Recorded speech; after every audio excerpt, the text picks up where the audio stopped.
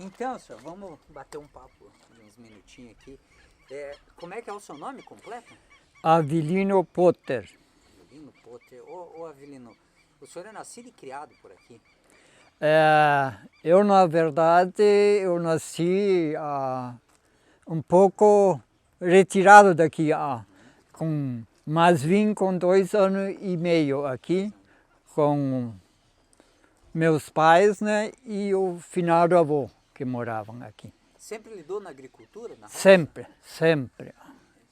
Produção hoje, o senhor sabe que hoje se produz de um jeito. A soja tomou conta de tudo, mas antigamente não era assim. Antigamente as pessoas tinham um mandiocal, um batatal, elas produziam feijão, produziam até o arroz que precisavam, né? Elas não tinham essa coisa do ir no mercado comprar coisas. Elas produziam. O senhor se lembra disso quando era pequeno? Me lembro que nós plantava o arroz, amendoim, batata doce, batatinha, feijão, o milho, abóbora, a mandioca e nós tinha os porcos. Porco a gente fazia lavagem, né? No tacho? No tacho. Cada dia praticamente a gente fazia uma tachada. Abóbora, cozinhava. Exato.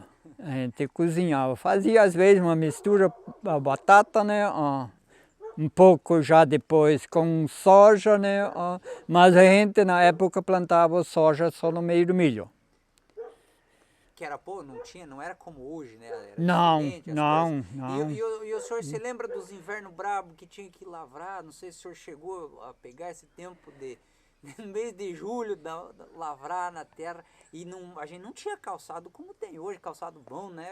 As pessoas muitas vezes iam de pé no chão. Muitas vezes, praticamente cada dia.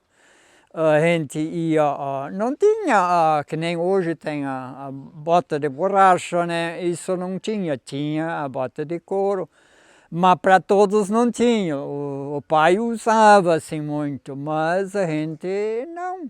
Só que a gente, em partes, eu achei muito bom, a gente tinha contato com a terra. Daí a gente se criava, dá para dizer fora, hoje tu não vê mais uma criança pé descalço, né? Tudo com calçado, né? Então nessa parte mudou. Claro, a gente ia na aula, nós já tínhamos um chinelinho, uma alpargata, assim, mas era um par. E hoje, então, em abundância, né?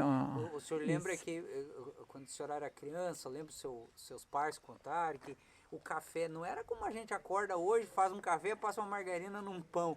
O meu pai pegava roçada para fazer e nas roçadas levava um pedaço de rapadura para ferver numa chaleira. Sim. Como é que era esse tempo? O senhor tem lembrança de que as coisas não eram tão simples assim? O cara tinha que acordar cedo e pegar na foice, pegar no arado e era serviço bravo. Ali era o arado, a gente lavrava tudo a boi, né? Principalmente eu lavrava com o meu irmão, né, que já era mais velho, e o pai, então, ele plantava com o pec-pec, né? O antigo, né? E assim foi indo, né?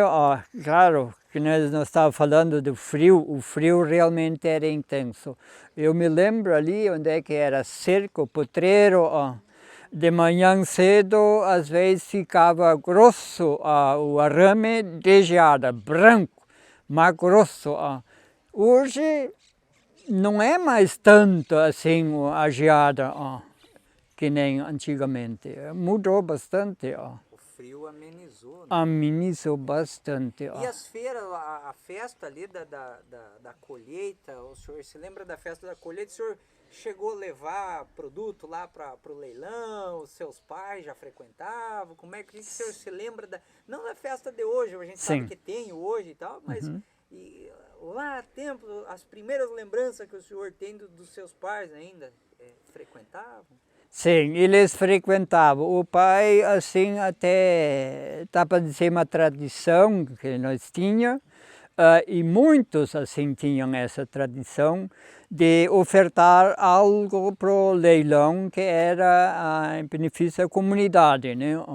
Então, lá ia um porquinho, ia um casal de ganso, ia pato, ia galinha, ia porquinho, e os produtos agrícolas, arroz, feijão, amendoim, frutas também, que nem o chuchu, tudo que era tipo de coisas. E ali os que já vinham da cidade, muitas vezes eles compravam esses produtos. E o colono também, entre o colono, às vezes tinha um produto e outro talvez não, né? E daí foi feito o leilão. Me lembro muito bem que deixa saudades, as duas pessoas que mais gostei, assim, de leilão mesmo, era o Alfredo Friedrich e o Alfredo Koenig. E o finado também, o pastor Gottfried Thomas Westrich, que era esse que veio da Alemanha, né? Mas ele incentivou bastante isso ali. E até hoje continua, mas em menos proporções, é um pouco diferente, né?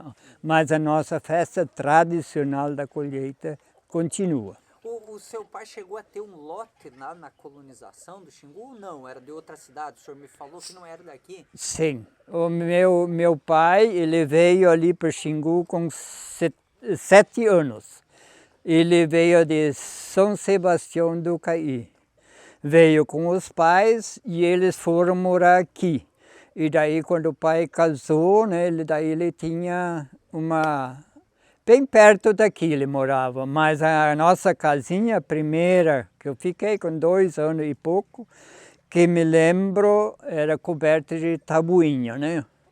E depois o finado avô, ele ficou doente, daí o pai veio morar junto. Daí, que eu me lembro um pouquinho, né, dessa morada, essa morada aqui, já estava quando vim. Então, provavelmente, eu não tenho certeza, mas deve passar dos 90 anos tranquilo. Essa casa aqui, o senhor tá Essa casa aqui, houve alguma reforma sim, mas a varanda, né? A varanda foi tirada, hoje ela é diferente. Onde tinha a cozinha, então primeiro era batido ainda, e depois foi botado então os tijolos, daí era um integral e daí era tábua. Mas a casa mesmo é a mesma, só que a coberta em cima foi tirada.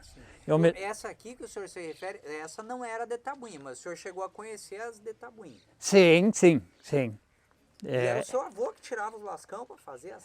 Eles que faziam isso, era coberto com tabuinha. Tudo no braço, pois não Tudo a braço. Era de uma época que não tinha prego, né? Tinha que colocar uns tornos lá. Isso da construção em si, eu não me lembro como é que é, mas era tudo, dá para dizer, com pino de madeira, né? Encaixado, né? As coisas assim, tudo. Falavam alemão quando era criança na casa? Falemos. A finada avó até não conseguia alguma coisa, mas era tudo atrapalhado, né? Tinha dificuldade em falar o brasileiro, português. Tinha dificuldade. Isso. Era alemão. E na casa todo mundo conversava? Sim, E nós... permaneceu isso, senhor?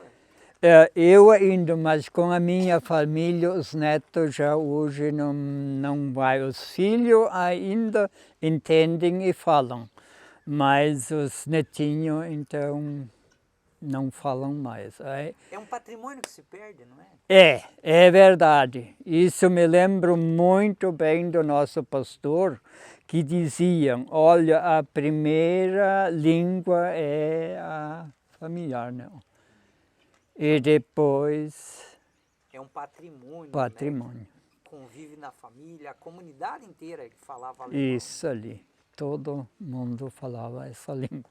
Saudade dos bolão e tal, da época bem antiga. Tinha. Principalmente o alemão gostava, né, do bolão, e o meu pai, até a gente fala a verdade, ele era muito, jogava muito, até demais, né, às vezes, né, e daí ele se consagrou, que eu me lembro, 4 vezes o rei do bolão. E era uma tradição. Me lembro muito bem, né, que quando meu finado avô faleceu, eu estava quase 3 aninhos. Mas hoje enxergo ali dentro da casa, dessa casa que nós estamos vendo, a bandeira, né, do coral que tinha na época, né. Eles ali, quando faleciam um sócio, né, eles vinham e levavam a bandeira dentro do clube, era tradicionalismo. Hoje me lembro, né, que quando vieram ali ainda com a bandeira, e o engenho que estava ali para baixo, hoje não tem mais, vinha com carroças de boi, que era mais longe, e de cavalo, né, mais com mula, né, os de mais longe. A família, às vezes, traziam toda a família, né? E é uma recordação que eu tenho em mente com esses 2 anos e meio a 3 que eu tinha, né? Tá certo, baita conversa, né? Baita prosa. Muito